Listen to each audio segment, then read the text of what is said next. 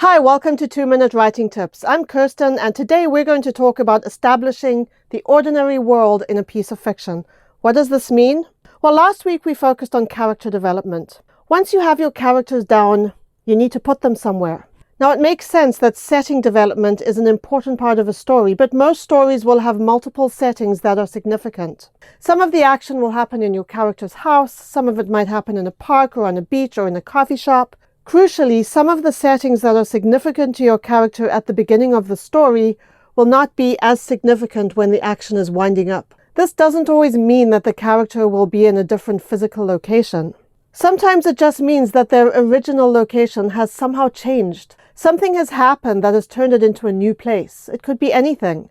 Maybe the character met a new partner and they now share a space. Or the character got a dog. Or maybe got rid of some possessions that were a reminder of painful times.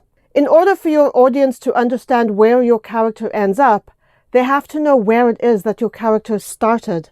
And this, the starting point, is what we call the ordinary world. It includes every place where your character spends time. Their home, their place of work, their grocery store, the park they go running in, their favorite restaurant, friends' homes, and so on. So when I'm planning a book, the first thing I do is my character development.